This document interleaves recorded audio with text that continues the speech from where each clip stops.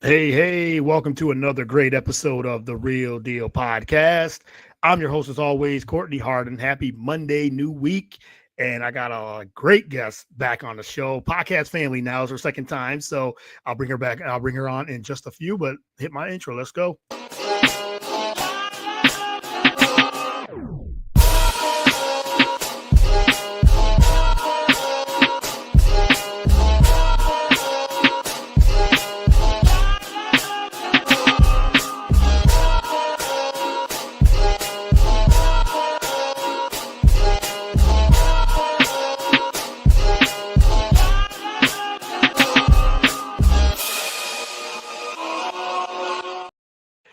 All right, welcome to another great episode of the Real Deal Podcast. As always, I'm your host, Courtney Harden. Glad to be back with a new episode. Like I said, new week, June 9th.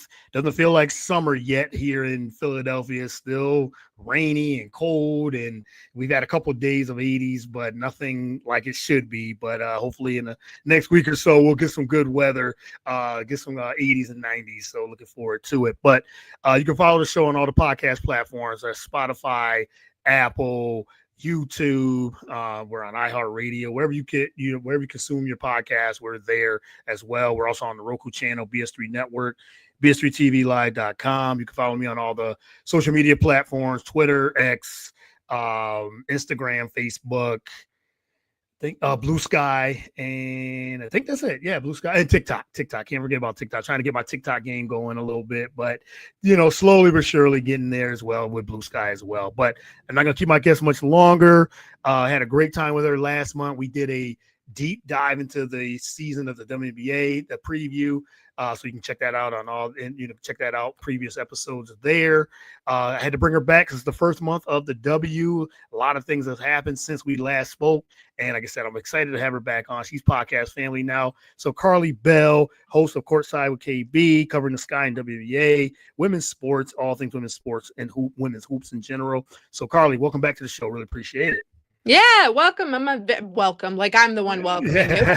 Well, you have a podcast too, so it just kind of went through it. No, thank you for having me back. I appreciate it. We always love chatting hoops, and I'm hoping we're actually getting a little bit of summer here in Chicago, so I'm gonna push that your way in Philly. So all right, I hope so. I hope so. We get funny thing. We got a taste of it last week. Had 80s. It stopped raining, and it was 91 day, but it was like 3-4 days, and then Saturday hit. It was like, okay, we're gonna hit you with some rain. Not too bad. 70s I like 70s, but I'm just tired of the rain. I want some consistent sun so we can just get out and do things. So, but hopefully hopefully summer will be here the next week or so. So, but I appreciate your time. Thank you for doing this again. I was so happy to get you back on. So I really appreciate it. Yeah, I'm glad to be back. Let's just dive right into it. So, like you said, you covered the Sky. And by the way, great, like I said, great podcast, great coverage as always. Each day you have something with the Chicago Sky and their season. So I'm gonna let you do this segment since you already said you're right in the forefront of it all with the Sky. Their season's not let's just say hasn't gone the way we both thought it would be when we talked. We both said we got some high expectations. Maybe get this. It's still early, but 7-8 seed maybe with that. But they start off very, very slow. But what's your take on the season in general? They've had some major injuries that just happened this past Saturday. But what's your take on the season so far? I think I can give like two takes because there's the take before the injury and then there's what's going to happen after the injury. Right. So, before the injury, that first game against Indiana, the season opener, was really, really shocking. They just looked out of sorts. They weren't really, it just wasn't good basketball. Like there's no other way to say it. It just wasn't good basketball. Against New York, the game after that, they put together a good first quarter, but then as we've just kind of seen all season, New York playing some of the best hoops. Them and Minnesota, both of them. And so then they play Phoenix, or they play LA. They string together a good half, and then Kelsey Plum is Kelsey Plum, and she goes off. Yep. And then you go against Phoenix. You string together a great 3.5 quarters, and then Alyssa Thomas and Sammy Wickham and Catherine Westbeld and A lot of other people, you know, on that Mercury team just kind of went off from the 3-point line and you know, ended that momentum. But then you looked at those 2 Dallas games, and that's where you started to actually see the identity that Tyler Marsh has wanted to see out of the Sky really come to light. The assists were there, turnovers were low. Everyone wants to say it's because of who they were playing. I very much disagree with that, because you saw the progress in every single game. The turnovers kept going down, the assist rate was going up, the field goal percentage was going up, the 3-point percentage was going up. It was trending in a very good direction. And then this Saturday happened. And I was at the United Center when for the game. And what's crazy is for a split second, I was not watching the game is when the injury happened. I was checking a stat and I just heard a scream.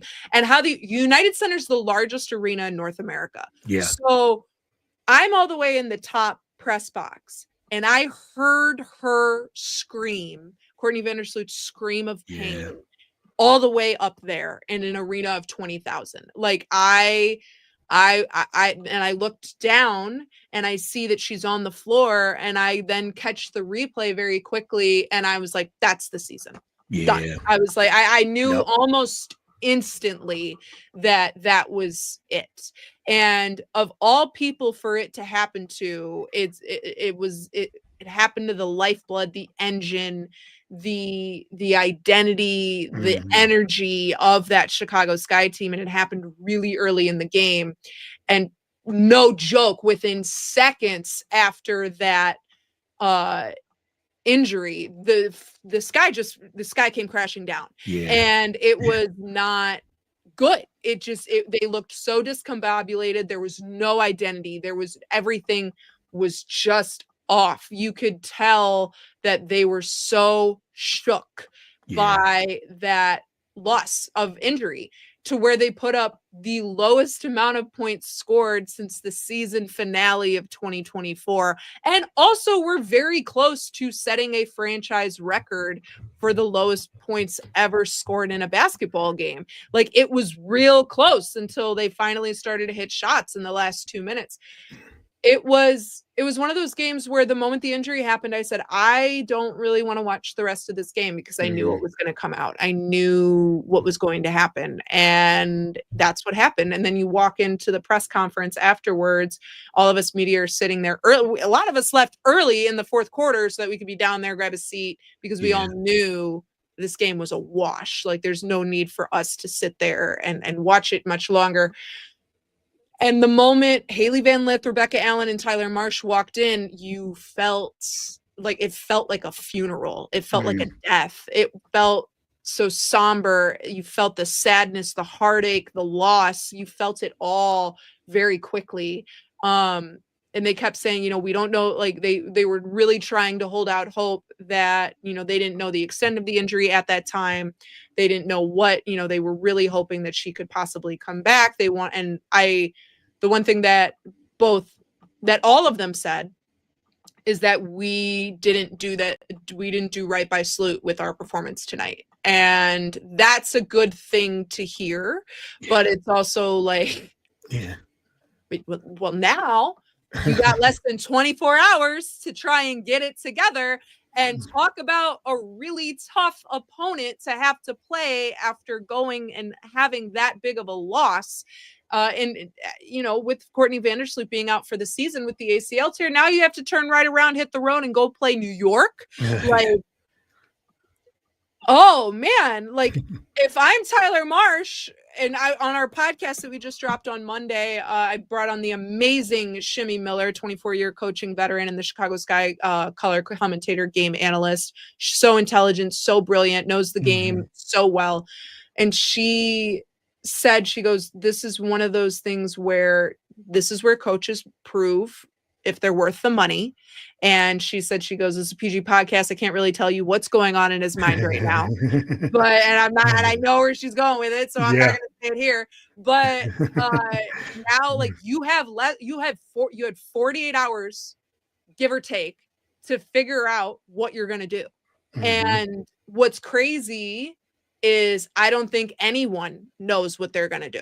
Yeah, right. I love the breakdown. Really loved it because you kind of broke down. I mean, you broke down the season so far, and almost like each game when I'm listening to you, and just watching the games overall, I listen to you. It's almost like they put together each game. Like, okay, they put together maybe a quarter, they put together 2 quarters, and then they put together 3 quarters, and then they finally put a full game together. In each game, that's how you broke it down. That's how, as I'm listening, and if that's how their season has been, you're right. You hit it right on the head. And on top of that, with Courtney Vandersloot, I was sitting there, I was watching the game live and saw her go down. And at first, like you said, I looked and I said, "Oh, okay, this doesn't look good at all." And me and you we talked over the last month or so. We talked about how much we love hoops, and we've seen so much over the years. Okay, when somebody goes down clutching their knee and they're screaming, like you said, at the top of their lungs, it's not good. It's never good. I think we've seen so many injuries like that. It's never good. And then when I saw the replay like you, I said, oh, okay. You just look for you don't always want that, but it was the worst ACL or something.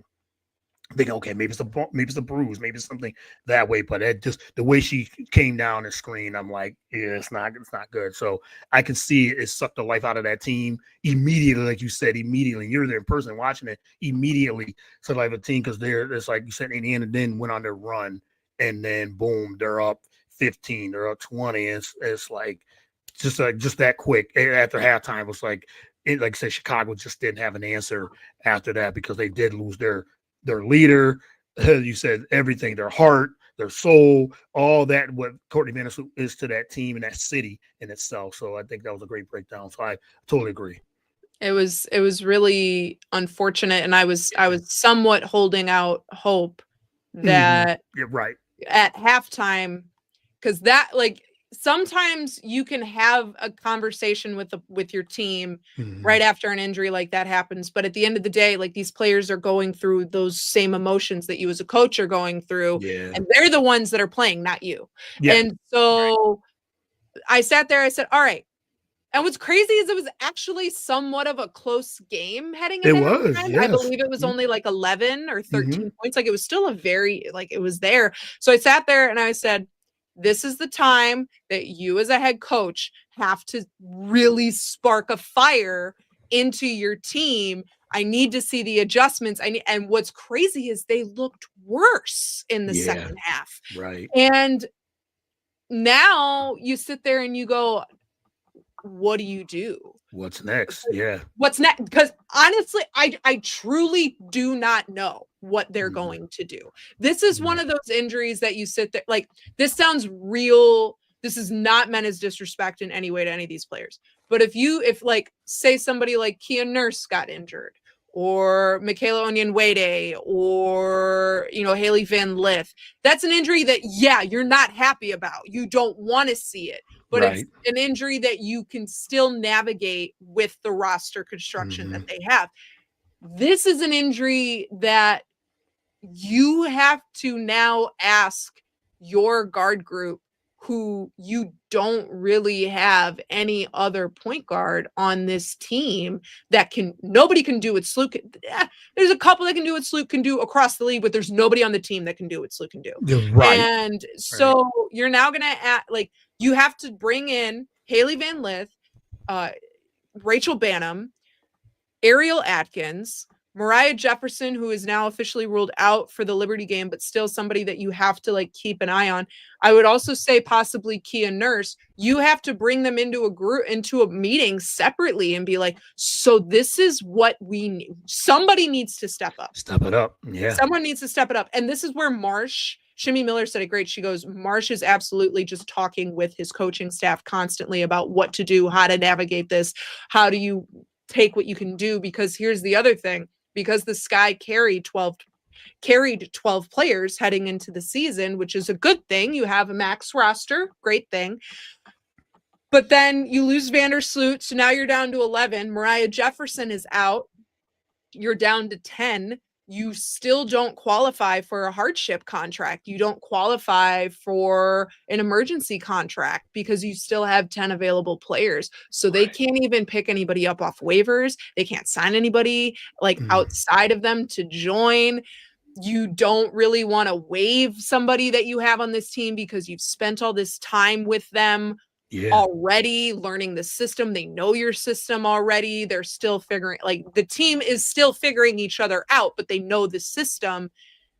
So then you sit there and then you're like, well, do you sit here and you put all the faith in the team that you've built, or do you do something that is a possible? Do I see it happening right at this moment within the next week? No, but is it something that could happen this season? Yes, there could be a trade happening, and you could see the loss of Camila Cardoso or Angel Reese.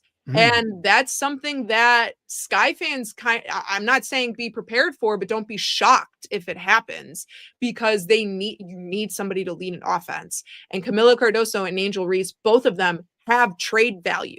There are teams that could use their talents for sure. Camila Cardoso, in my opinion, has more trade value than Angel Reese does. And this sounds disrespectful, but it's not. But the Sky have the depth and the length in the forward group and in the post group that they can be without that 6'7" center. You can have Angel move to the 5. You can have Elizabeth Williams move to the 5, and then have Rebecca Allen or Michaela Onyenwere or Maddie Westfeld play as the 4. That's a possibility. But if you trade Camilla, you should get 2 for 1. You trade Camilla away, you get 2 players in return, or you could do a player and then like a 2026 draft pick, like a pick swap or something like that. That is something that is absolutely a possibility. Do I see it happening right now? No. I think that would be foolish to do right now. In all honesty, I hate saying this, but like, if don't expect to see, I'm not anticipating to see a good game against the New York Liberty. I'm just not. I don't want to say expecting the same thing that I saw against Indiana, but it's one of those things where I just don't know who's going to be the leader of this offense. Yeah. And again, it's not an automatic loss, but it's something you never ever want to say anything's an automatic loss, but it's something that you have to consider, because just New York and Minnesota are playing unreal basketball right now. On different level. Whole new level. Yeah. So you don't use that New York Liberty game as the measuring stick of what this team can be without Vandersloot. I think that would be really, really unfair. I think that game later this week against the Atlanta Dream, and then this weekend against the Connecticut Sun, those 2 games are where you sit and you go, this is what the Sky will be like the rest of the season. Granted, I think I'm also going to say, I think I'm putting a little bit unfair that those specific games is all they're going to show. But I think if you go 0-3 this week, moves are going to happen. Gotta make some moves. Yeah. Moves are going to happen, whether that be, trades or moves within the front office, moves within coaching staff. I don't know, because if you go 0-3 this week, especially against a Connecticut Sun team who's just not doing well right now, they're also in a full rebuild themselves. You have to sit there and go, if we can't, and this sounds shady, but like, if we can't even beat Connecticut, you're not going to be able to beat anybody. Yeah. Same thing with Dallas, like same thing. You could throw Golden State in there, but Golden State just beat Las Vegas by a mile. They looked really good. Good. I don't know. You kind of have to sit there. What the Sky look like right now is very much to be determined. I truly do not know what they're going to do, because if I'm putting on my coaching hat, what I would do is you have Rachel Banham or Kia Nurse as your point guard. In my opinion, I would probably put Banham over Nurse, and then you keep Atkins at the 2. You have Allen in as the 3 instead of Nurse. and then you have Angel, and then Camilla, and then you have Haley Van Lith and Kia Nurse being your first calls off the bench as your rotation. That's what I see. I also wouldn't be shocked if you see a possibility of a different starting rotation for every single game. That could happen too. That could totally happen, because you said there are possibilities, and I like all the possibilities you said and put out there. It's just, you said this week, these next 3 games, I should say, are very important because for the season. Because you said if they go 0-3, and it's like, okay, yes, it's still early, but the season's getting out of hand. Then it's starting to, because you're thinking like, if you lose to, even if you go 1-2, you're like, okay, there's a possibility we can still get this turned around. There's always a possibility to get this turned around, but you're right. If you go 0-3, where is that leadership? Where is it coming from? Where's the, when you're playing, who's going to step up at the guard position? Who's going to be that leader at the guard position? Yes, you can have your bigs. They could play well, but they got to have that guard play. As we know, guard play is very important, especially in the W. You got to have strong guards and be able to lead. And where does that come from? And I think you said Tyler Mercer and the coaching staff really have they got to put it. They got to find some answers, and it's unfortunate they got to find it quickly because, as you said, this season can get out of hand very quickly, especially after these next 3 games. They go 1-3, it can get out of hand really quick. And now you have to make moves, as you alluded to. You have to make some type of move. And I agree. I think Cardoso, if you're gonna make a move, I think it would be Camilla, if you're going to trade, because of the value, the size, a team that can use that size. And it just shows. How do you feel that so far this season, Cardoso and Angel Reese, how they're playing together? Do you see them? Is it chemistry? Do they have it? Is it something? I know they're still trying to figure it out, but you got 2 bigs that still love to play inside, especially Camilla, that still love to play inside. There's only so much room in the paint. But how have you seen it so far this year? I've seen spurts of growth. Yeah. I thought I would see more consistency by now. And I just haven't seen that. Specifically out of Camilla. Camilla, her defense needs to be more disciplined.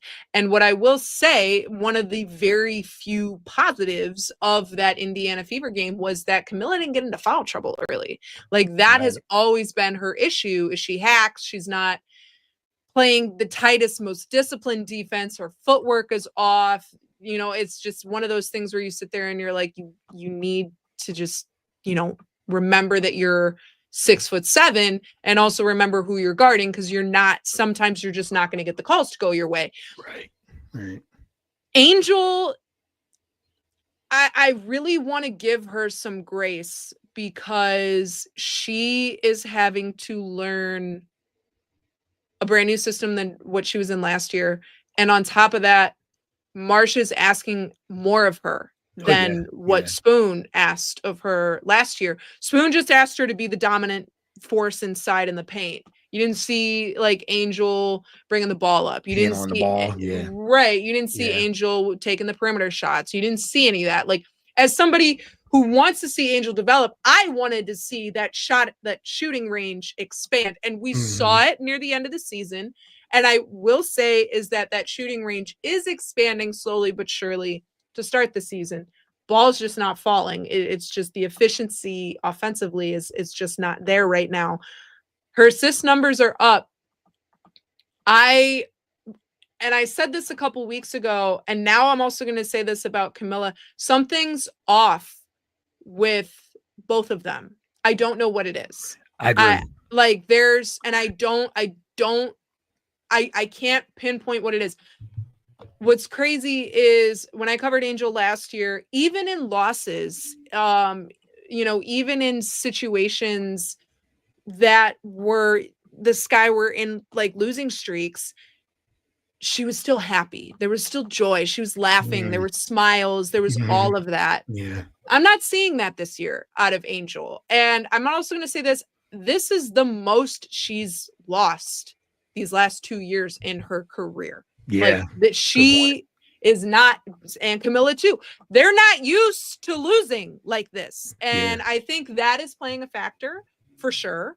But you have to learn, like, this sounds like rude, but you got to get over it. Like, you have to get over it, because that's losing's part of basketball. So is winning. Like, you, like, you're not going to win all the time. You're not going to win all the time, right? Unless you're New York or Minnesota, you're not going to win all the time. And so you have to know how to move on. And I want to see whatever they're going through. I don't know what it is that they're going through. I'm not going to speculate. I'm not going to put anything out there of what it is.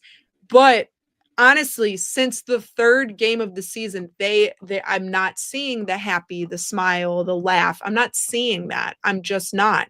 And both of them, when they're smiling and happy, they play better. But they've said it, like, so, like, that's not me just saying it. Like, they have said that verbatim themselves. So I want to see that joy come back. I do, because as much, if there's anybody right now that can step up and be that energy, that heart, that passion for the team right now, it's Angel Reese. And I want to see her. She's the one thing she's always been praised about through college, unrivaled, and in the W. She's been a great teammate. She uplifts her teammates around her, really elevates them, and is there for them when they go through, their tribulations in the game. Somebody needs to do that for her now. And I want to see somebody do that for her, so then you can get that dog energy, that ferocity, tenacity that she has back on the court again.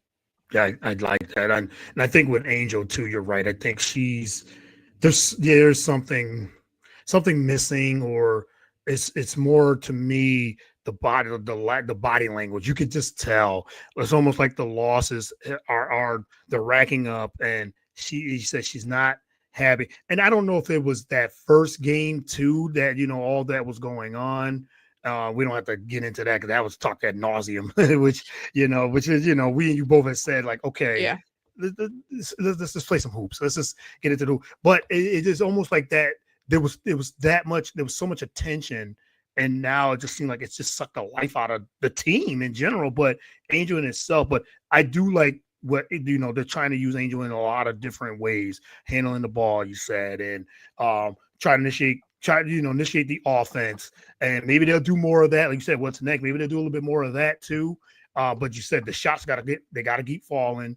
Can't turn the ball over as much as she has, and to keep rebounding, things like that. Because you're right, when she did, even with the losses, you did still see, okay, let me rally the team and be the leader and all these things. Try to be the leader, but at this point, I just feel like the body language is just, I don't know. It's almost just like a lack of, like, I'm just here. I'm playing through the motions and see what happens. But now she really, at least on her, not to put the pressure on just on her, but the team itself have to step up now, that, because Vandersloot probably would have brought that out, was going to bring that out of Angel, but now that Vandersloot is out for the season, someone has to step that up, and you say give and let hopefully Angel can get into back to what she was last season. I want to see that out of her so badly. And you said it best, is the body language. I've just seen it. Like, just words are one thing, but body language speaks more than anything that comes out of your mouth. And I want to see them play with joy again, because even in some of those, I would specifically say in the Phoenix game, that they were still like, all right, this sucks. Like, we don't like losing, but, like, we're almost there. Like, we're getting it together. And then that Dallas game, you saw that, like, life. They were like, oh my God, we finally got the win. Like, you saw all of them. They, like, were so overjoyed that finally got across. And then this sounds terrible, but there's really no other way to put it. The Sky could very much not win another game this year. That's very much a possibility if they don't right the ship quickly. Like, this needs to be fixed now. Like, honestly, yesterday. Like, you need to have, and this is where, questions about roster construction come into play. People want to say, it's the Atkins trade and not having Sonia Citron, that the number 3 pick that would have been there. I was like, but she's still a shooting guard. Like, you still wouldn't have had a point guard. Like, right. Yes. At the end of the day, like, it's not you. Would you have the offensive light there? Yes, but Ariel Atkins has done it. You've seen it. Like, she's put up 20 points. Flashes. She can do it. She can do it. So I'm just, I don't want this season to spiral. And I would say these next 6 games are going to be a huge test for not only this roster, but for Tyler Marsh as a head coach. And also you have to look at Jeff Pagliacca as a general manager. Like, because at the end of the day, he's the one who constructed the roster. Mm-hmm. So if you sit there and you and I have talked about it ad nauseum, that there just needs to be more roster spots, or you need to have an IL, or you need to have something so that when things like this happen, you have people readily available, so you're able to add more than just, who you got. But this is where you sit there, and if they go 0-6 or only win 1 game over these next 6 games, like, then you really have to sit there and go, do you shake things up in the middle of the season, or do you just let the season ride, see what happens? Because again, this next year is going to look crazy different, because 80% of the WNBA is free agents. Yeah. So, and you also have a CBA negotiation, you have new media rights, you have new revenue streams, you have new things that could be coming, provided there's no lockout. But it's one of those things where you have to sit back and, like, if I'm Tyler Marsh, I don't know what I do. I don't. Yeah. I don't know what I do. I like, this is like, of all the injuries for this to happen to, like, this is the worst person it could have happened to, is Courtney Vandersloot. And you also have to sit there and go, why were you having a 36-year-old player with 14, 15 years experience playing 30 plus minutes a game? Yeah. Why didn't you have Haley Van Lith playing 20 minutes a game and Vandersloot playing 20 minutes a game? Like, I understand you need to get your offense together and you need to have some things there, but you also need to look at age. You have to look at health. You have to look at also developing towards the future. And if you both, Pagliacca and Marsh, are player development focused, then why was the 36-year-old veteran playing 35 minutes a game?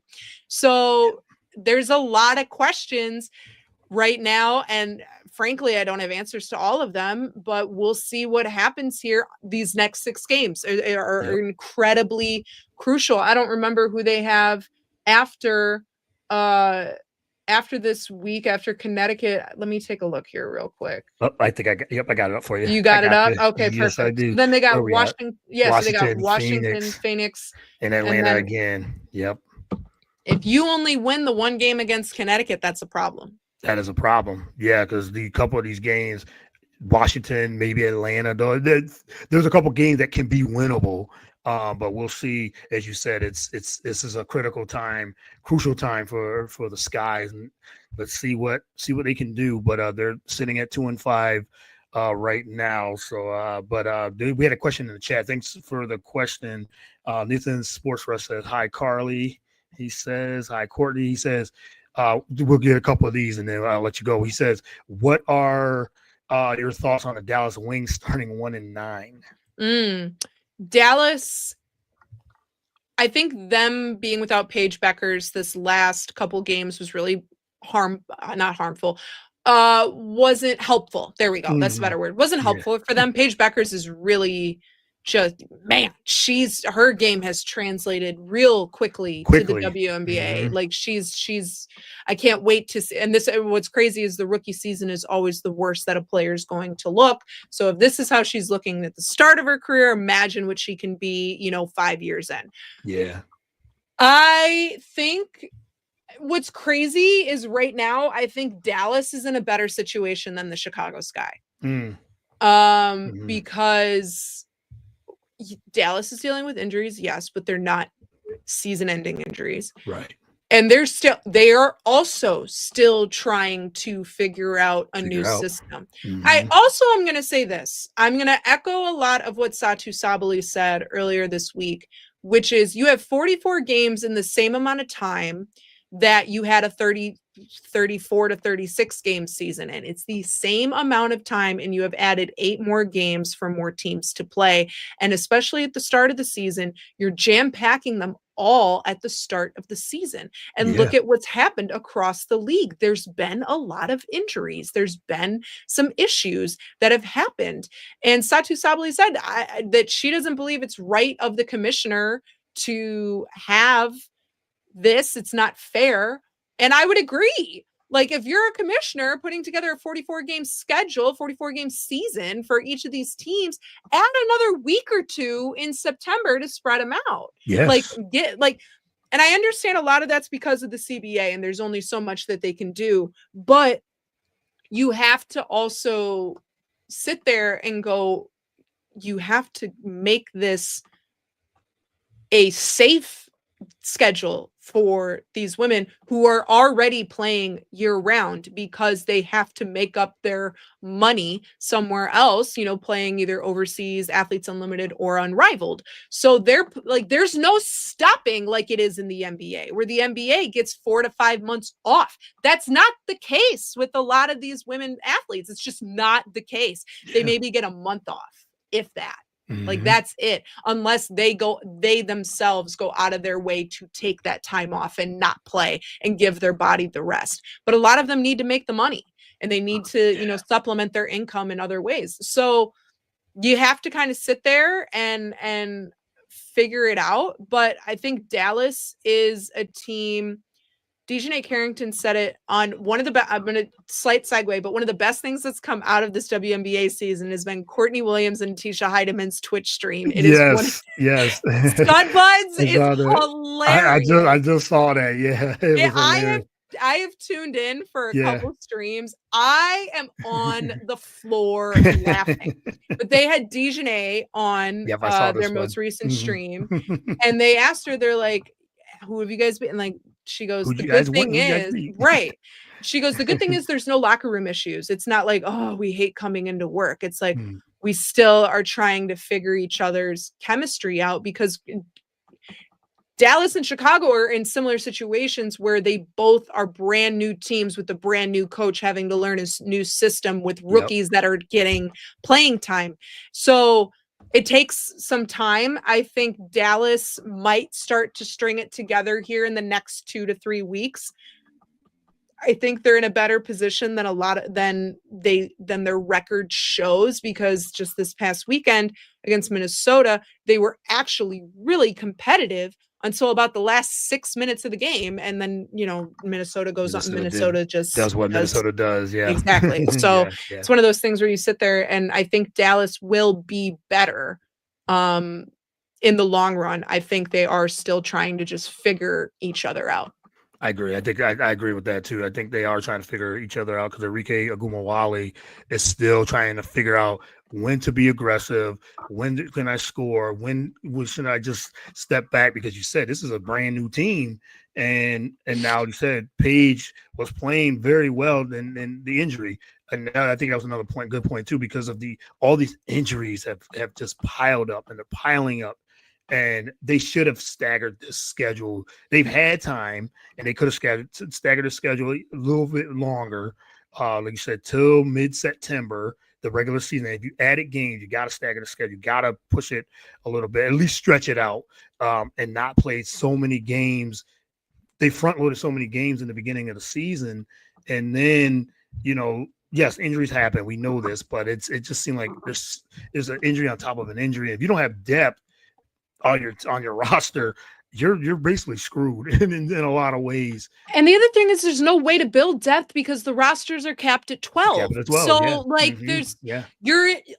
you're hindering player development, and you're also hindering teams from keeping their draft picks, because they're going to go and get the veteran guard that knows what a pro season is like, knows what the physicality is like, all that jazz, than developing a rookie because they don't have the roster spots and teams are fighting to win championships. Yeah. And also there's just not a lot of teams. So it's just one of those things where, you know, you sit there and I really hope the 2026 season looks vastly different. You know, you're adding in 2 new teams, I believe, either 2 or just two, right? Because it's Portland and Toronto, correct? Yep. Okay, so 2 of them coming in next year.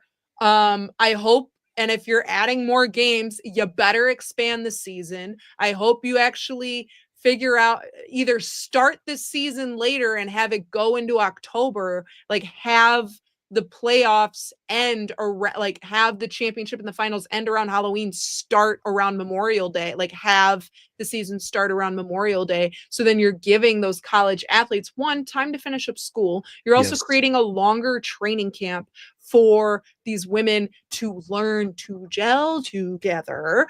And I also think we need to go back to having a set day off per week for these teams, because in the 36 game season, Mondays were off days across the W. Nobody played games on Mondays. The only time you would see games on Mondays is right at the very beginning of the season and right at the very end of the season. Mondays was the standard off day. That is now starting to not be the case. And I understand the W needs to make money. They have to make the revenue off the broadcast. I get it. But at the end of the day, if the players who are the ones making you the money can't stay healthy to put the decent product on the floor, then what is the purpose of doing this? Do you see what I mean? So I don't know. I want to see, I really hope the 2026 season looks vastly different in a good way next year. And I think I hope so too. I hope it is that way, because you said with all the things that's happening, it's going to, I think for one, it's going to look different. 80% of the league are free agents next season. And he said, you have the collective bargaining, you got the CBA, you have the, hopefully no lockout, but you have the possibility of that. And people are going to move. There's going to be a lot of different things. But he said, you got the expansion teams. Hopefully, he said they got to open up more roster spots. Hopefully, they can get 15 at the least, and 14 at the least, 15 at the most. At the most, 14 is perfect. 14 if you can't do roster expansion, create like an IL. Like do something like that. Yeah, so much. I mean, we should have been commissioners. We should have helped out with this and everything too. Call me, Kathy. Yes. We got some answers for you. We want to do for the athletes and the fans, so we want to help out as much as we can. So, but Karli, it's always a pleasure talking to you. I'm not gonna keep you any much longer. We could have did a whole segment on a bunch of this. Yeah, we did. We totally could. But I want to definitely keep you in this. I want to keep you in the rotation for sure when it comes to the W and everything too. So again, I can't thank you enough for breaking down and really, diving deep into this, because it's like I said, it's the first month of the season. There were 10, 11 games in for some teams, and there's been some good basketball, despite all the injuries and some major injuries, some to big stars and everything too. But let's hope they could get back, and we'll, get some, there's been some good teams. There's a lot of great teams. Like you said, the Liberty, the Lynx. I mean, there's a lot of, they're on another level. Atlanta's playing very well. Indiana, despite not, their depth has gotten depleted as well from the jump. But now they're starting to get it back together. So when they get all their guards back, at least they'll be fine as well. Hopefully the Aces, seeing where they going, they're playing. I mean, Becky Hammond already said, we're not playing with no heart. We're not playing like, I don't know what's going on. So we'll see what happens there. But there's a lot of good storylines heading into it. But Karli, let everyone that can find you, follow your show. By the way, follow the show, like, subscribe, all those things too. So. Oh, I appreciate that. No, you can follow me personally at Karli Bell 33 on all platforms except TikTok. And then you can follow the podcast, which is Courtside with Karli Bell. Find that wherever you get your podcasts. We have new episodes that drop every single Monday. I have guests that come on every now and then there's sometimes just me talking for a half hour. And you can find us on all platforms: TikTok, Instagram, Twitter, Threads, Blue Sky, I believe that's all of them. Yeah, that sounds right. I lose track. But at Courtside, at Courtside KB, tune in for our on YouTube. Please like, comment, and subscribe there. And that's Courtside with Karli Bell. And we also have a Patreon that I just started at the start of the season with new episodes dropping on Thursday. If you want to subscribe to that man-to-man tier for exclusive content. And then I have a free website where I have write-ups as much as possible at our website, which is courtsidewithkarlibell.com. And that is free, no paywall for anybody there. So you get all the free access. Free, as the commercial says. So you get that free. But subscribe, do all those things, like, subscribe, share, comment, everything. So definitely Karli is I love the content. I really do. I really appreciate the content just because it's so in depth and you really like get into the the nooks and crannies. As you said, you coach yourself and you do a lot of different things. So I really love the content. I really love our conversations as well. So thank you again for your time. Really appreciate it. And we'll talk soon. Yeah, absolutely. Thank you, Courtney. All right. You have a good one.